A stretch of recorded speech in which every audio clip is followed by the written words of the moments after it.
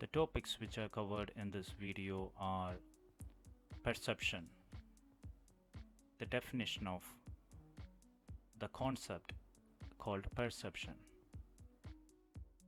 then three theories of perception will be explored. They are the direct theory of perception, indirect theory of perception, perceptual cycle. So these three theories which helps to explain how organisms perceive or undergo the process of perception. First, we will look at the definition of perception. Perception is the organization, identification, and interpretation of sensory information in order to represent and understand the presented information or environment. In our day-to-day life, every moment, the universe throws at you 1,000 stimuli. That means a lot of information is coming in your direction in different forms. There are visual informations around you all the time. There are auditory information. There are olfactory information.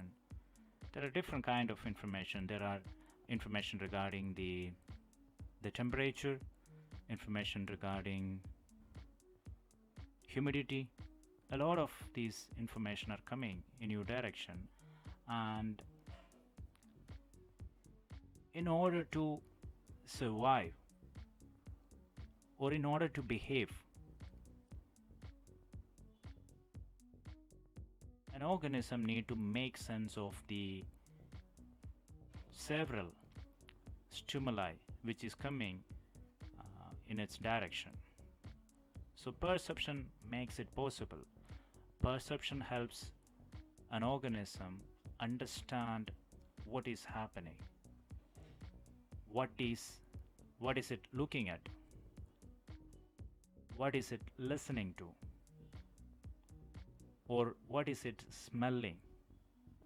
Like that, there are several information which are around. It needs to make sense of all of these so that it can make informed decisions on its behavior, which will promote the development of an organism.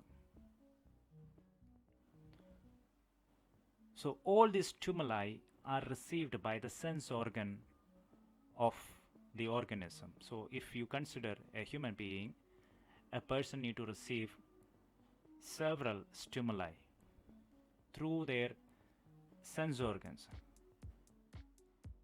These sense organs, in order to make sense of the world or in order to analyze the information which it has collected, it has to send it to the brain, and the brain need to understand it, interpret the signals which are coming to it. So this process of organization, identification, so what is the nature of the signal which is received, how it can be organized, and how it can be interpreted. So these things, this process is called perception. And if without perception, an organism cannot survive, because every moment an organism, in order to survive, it needs to understand the variety of information. That means understand its own ecology or environment. So imagine a person walking through a land. How that person avoid obstacles in front of obstacles coming in the direction? how that person, you know, keep straight on the path rather than, you know, jumping into some ditches, or how that person avoid water on the way. All of this is through the process of perception. So in psychology, perception means how an organism makes sense of the environment around it through the sense organs and the knowledge which is created by the mental process. And that entire process is called perception. So again, reading the definition, perception is the organization, identification and interpretation of sensory information in order to represent and understand the presented information or environment. So this cartoon shows image of two individuals looking at the same object and perceive it as different. The person in the right looks at the object and says it is a 9, and the person in the left look at the object and says the object is 6. So this cartoon kind of explains that the differences in the perspective of different individuals. So the object is just the same, but two people from two point of views have different perception of the object. So it points out to the fact that objects in the universe are not just the same for everybody, or the environment which we are perceiving is not the same for everyone. So there is a process which is going on behind an organism making sense of the environment. Now let's look at the direct theory of perception. So you will be hearing about three kind of theories here. One is the direct theory of perception, then the indirect theory of perception, and the perceptual cycle. So these three theories explains how a person observes or receive the stimuli from the environment and understand it. So all of these theories are explaining the different ways a person can understand the environment. The direct theory of perception is proposed by James J. Gibson. He was an American psychologist, lived from 1904 to 1979. So there are also other people with similar, people who contributed to the theory of, to the direct theory idea of perception. But he was the main, figure in this theory. And according to the direct theory of perception, the perception takes place in a bottom-up approach. That means the process of making sense of the environment happens when the environment projects a stimuli into a person, and the person receives that signal from the environment. It could be any kind of signals. It could be visual or auditory or different kind of signals. The person receives it and sees or hear what is a kind of signal which is sent to that person. The nature of that signal is decided by the environment. So the direct theory of perception says that when you look at something, you see what is available in the nature. What is your environment? That is what basically you see. There is not so much of complications in it. According to the direct theory of perception, sensory information is all we need to perceive. That means, like, you know, whatever information which is available in the environment, that we perceive when we look at it. And according to direct theory of perception, the environment influences the perception of the individual. So environment, or the design of the environment, or the nature of the environment, is the ultimate authority who produce perception in individual. So another way to say it is like environment decide perception. So individual, as a person who watch or listen to a stimuli, will not have so much of role for the perception. So what is available in the environment, the person will see. An important term which is proposed by Gibson is the affordance. So when you look at something, affordance plays a very important role. Affordance refers to the opportunities for action provided by a particular object or environment. That means when you look at, imagine that you're walking in the twilight. That means, like, when there is less light, you are walking through a road and the light is less. Some 50 meters before you, in front of you, you find something which looks like a rope. So there is a rope in front of you, and you look at it. At first sight, you can look at it as rope, or because of the shape of the rope, you can even look at it as and think that it is a snake. Or if the rope is straight, you can also imagine that it is a stick which is on your way. So depending upon that, you modify your behavior. If it is a rope, there is no harm. If it is a snake, sometimes you will be cautious when you approach that object. But what is affordance is that you cannot look at that rope and think that it is an elephant or it is a ball, because the environment only give you so much opportunity for you to think it as either a rope or a snake or a stick, not more than that.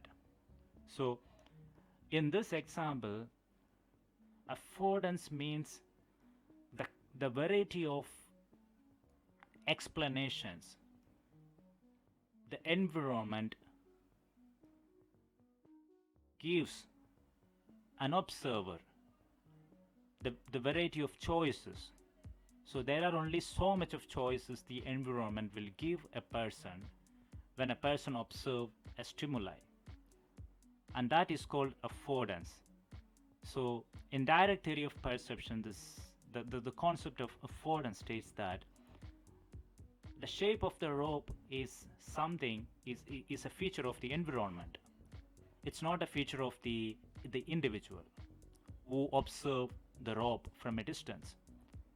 So environment decides what the observer supposed to see. Environment may give option A, B, C, but no D, or not more than that. So it kind of reinstates the fact that perception is a bottom-up approach, is a bottom-up process. Perception happens due to the features of the environment more than the other psychological or cognitive processes. So as an individual or an observer have little role to play, but more role is played by the environment. So environment decide perception. That is why it is called bottom-up approach. So here in the upper side, the observer is there.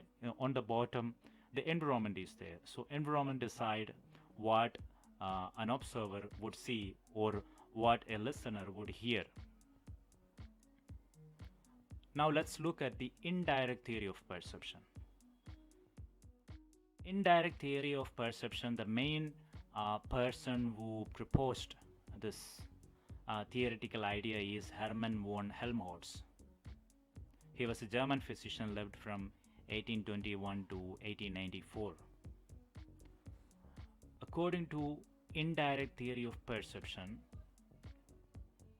perception is a top-down process. That means, in this idea, in this theory, the observer of the environment is given more, authority of perception. The environment has an important role. At the same time, observer has more upper hand. So, whatever object which is available in the environment, when a person looks at it, a person observes it, the psychology of the observer decides what that person is going to see. And that is what top-down approach.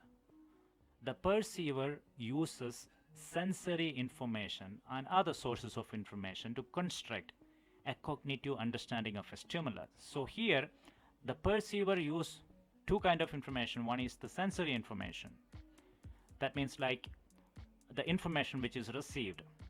If it is a sound signal, the auditory sensory information will be used by the perceiver. If it is a visual stimuli, that means something which is seen by the individual. The visual stimuli, the visual sensory information which will be used by the perceiver, along with other sources of information to construct the perception. That means the other sources of information is not information which are readily available on that particular environment, but past experiences. So past experiences which are already stored, memory, thoughts, reason, logic, all of these things will be used by the person in order to perceive things.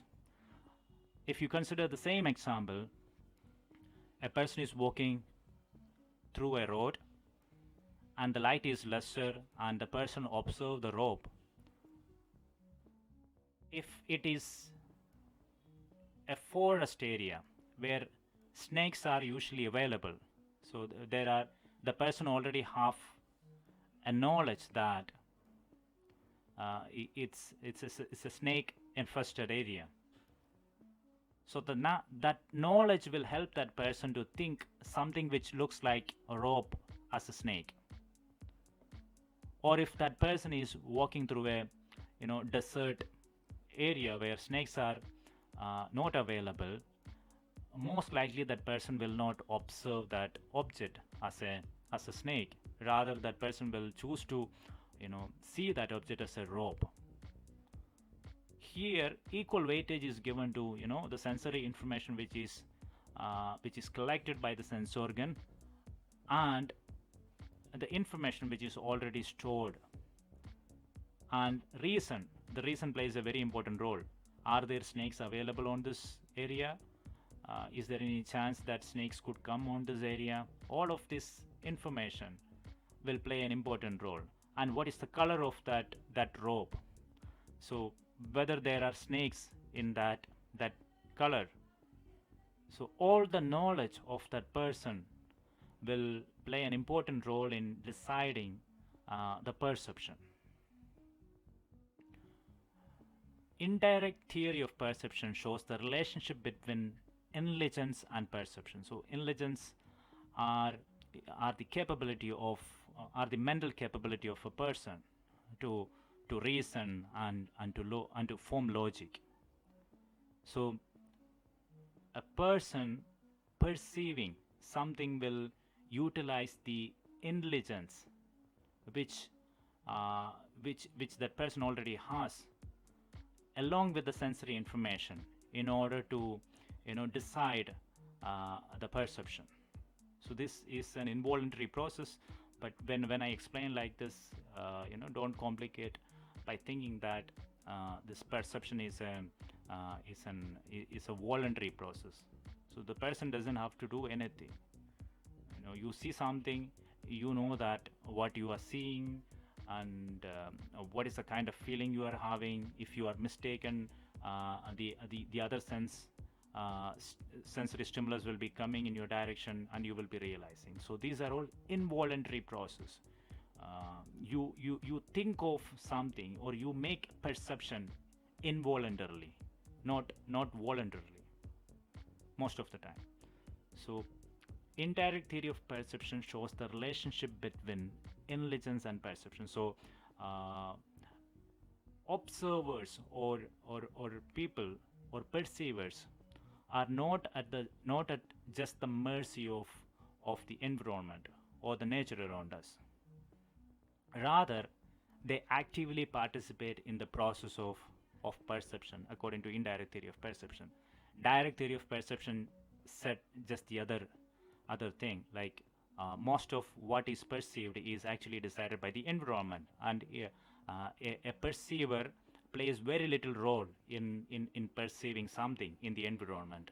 But in indirect theory of perception, um, the environment equally, a role is played by the perceiver. And sometimes, the more weightage is given to the person. So we never know what is there in the environment. We can only experience our perception. So when we look at the object, so what is appearing in front of us is given by our mind, our mental ability, a projection of our mental ability. So we never know what is there in front of us. We only get to see what is we only get to see the information which is given by our intelligence, and that is what we are seeing. So we are not just at the mercy of the environment. We actively participate in creating perception. So another example of indirect theory of perception is, like, imagine that you are driving a motorcycle. You're driving a motorcycle. On the side of the road, there is a board in which S, T, and P is mentioned, and there is a gap between S, T, and P, which the letter written there is hidden because of some plants growing over it. So the chances of you to read it as stop is really high. And why do you read it as stop, even when the letter O is missing in it? Is because you utilize your intelligence in order to recognize those board as stop. Because what is the kind of board you used to see in the road? You have a memory of driving through the roads in the past. So what word you would often find which is starting with ST and ending in P? So the kind of perception which you are having is not exactly what you are seeing. So what you are seeing is just ST and P, but what you realize, the board as stop. As a result of that, you modify your behavior in order to suit your perception. So here the environment only showed you ST and P, but as a perceiver, you utilize your intelligence, you utilized your past memory in order to decide it is actually stop. Now, this image, explains the differences between direct and indirect theory of perception. In direct theory of perception, you can see on the far right side, on the top line image, you can see there is a tree on the far right side, and in the middle you can see the perception of that tree as a tree, and that tree is recognized by your brain as a tree. So it is pretty straightforward. The tree exists in the environment, and you see the tree and you realize that it is a tree. And in the indirect theory of perception, you know, you don't know actually the the, the nature of the object is in question. The nature of the object is in question, and you perceive the object as a tree. It could be something else, but you perceive it as a tree because you create the image of the tree inside you with the information which you are having. So the thing is that there is a signal coming in your direction. There is a sensory signal, a stimuli coming in your direction, and you recognize it as tree. And the tree is there, and which is explained through your intelligence, through your way of construction of the image of that tree inside you. And that is why indirect theory of perception is also called, constructive theory of perception. So you construct the images, and you recognize it as a particular object. So the object or the environment doesn't have a meaning in itself. So there are so many objects in the environment. There are so many signals, so many things are happening around you, that those incidences or those objects in your environment doesn't have a meaning for them. The meaning is actually created by you as the perceiver, against direct theory of perception. In direct theory, the meaning already exists there. As a perceiver, you perceive it. But in constructivist or indirect theory of perception, you create the meaning of the stimuli which you are receiving. Now, let's look at another theoretical perspective, which is the perceptual cycle, which is mainly proposed by Ulrich Neisser, a German-American psychologist, lived from 1928 to 2012. So according to perceptual cycle, direct and indirect perceptions work together. So the concept of Ulrich Neisser, which is the perceptual cycle, put a bridge between direct and indirect perceptions. That means, like, Ulrich Neisser stated that, an individual uses both direct and indirect perception, indirect, approach in order to create the perceptual process. To be purely data driven, we would need to be mindless automations. To be purely theory driven, we would need to be disembodied dreamers. So this is a famous quote in perceptual cycle. So in the theory of perceptual cycle, that means, like, in order to completely go with the direct theory of perception, that is purely data driven. So data is available in the universe in forms of visual stimuli, in forms of auditory stimuli, and plenty of other kind of stimuli. So that is called data driven. So the data decides everything, and the perceiver do not perceive it. And theory driven means,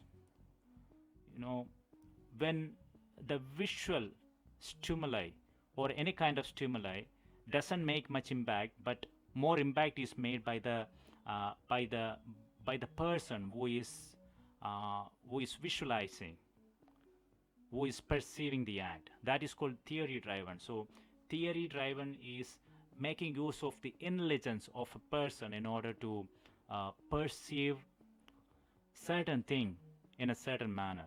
So that is called purely theory driven. So according to the perceptual cycle, it is impossible for a perceiver to be purely data driven or purely theory driven.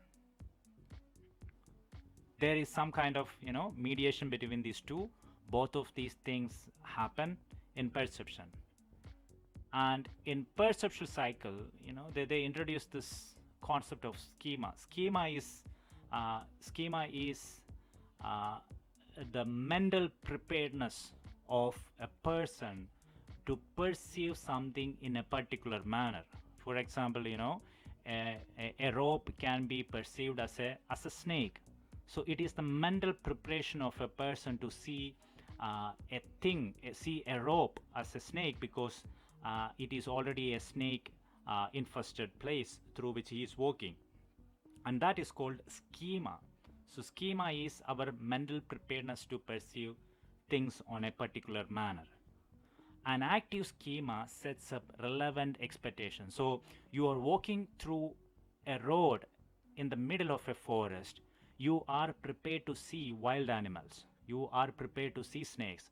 You are prepared to see, broken branches on the road, and so many things like that. But you will not be expecting something like a mall in the middle of a forest, or or some other buildings which you see in a city. So you have certain kind of relevant expectations, understanding the concept in which you are in, understanding the context through which you are passing. An active schema sets up relevant expectation for a particular context, and if the sensory data flouts these expectations, this may modify the schema or trigger a more relevant one.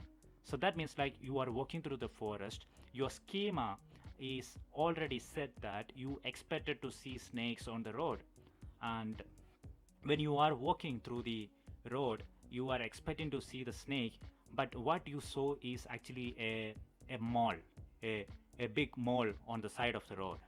So this was not something which you expected to see, but you saw it.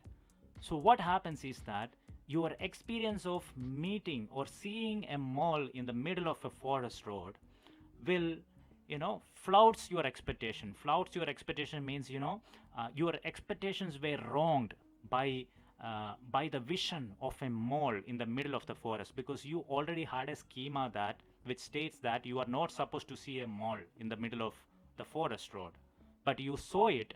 And as a result of that, this is going to change your schema.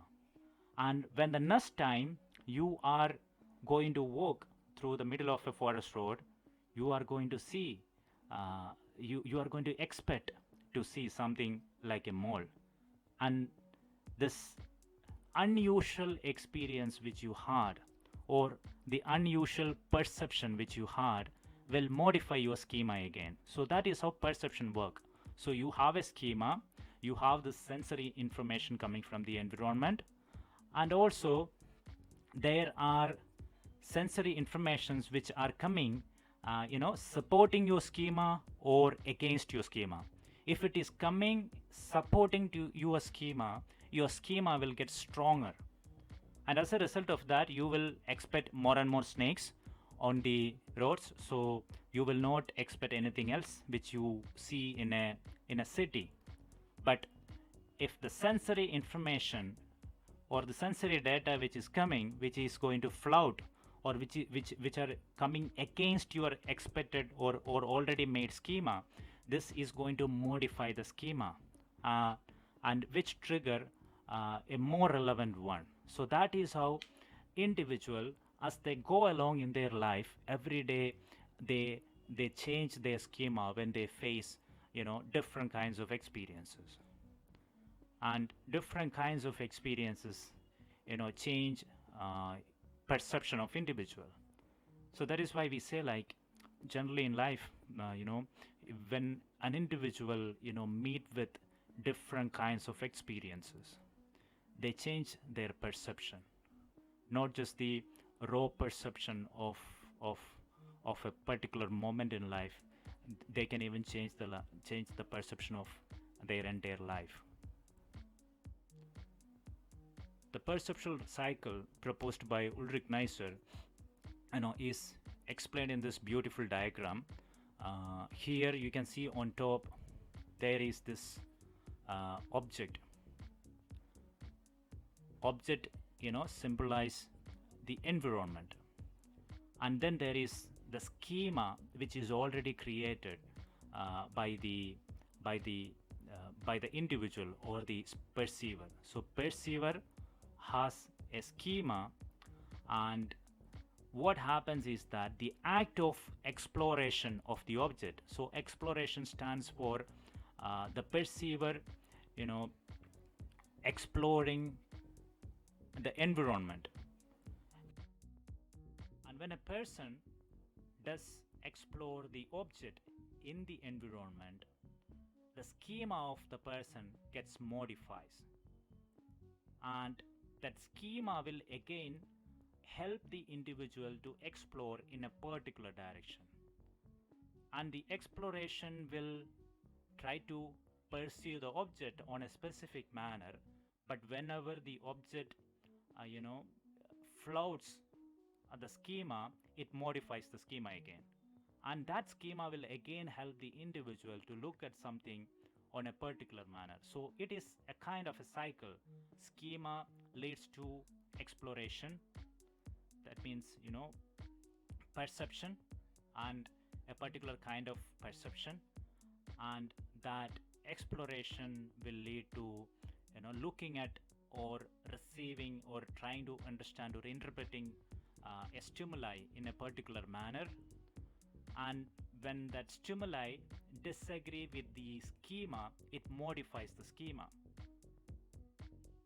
So imagine schema as your mind or your mental preparedness to perceive something. That is called your schema. Exploration. Imagine exploration as the act of perceiving something, and the object is standing for available information in the environment. So these three things modifies, uh, each change will contribute to the next one, and these things keep on happening in everyone's life. That is called perceptual cycle, beautifully bringing together the direct theory of perception and the constructivist theory of perception. The topics covered in this video are the definition of perception, then the theories of perception, which are the direct theory of perception, constructivist theory of perception, and perceptual cycle. Thank you.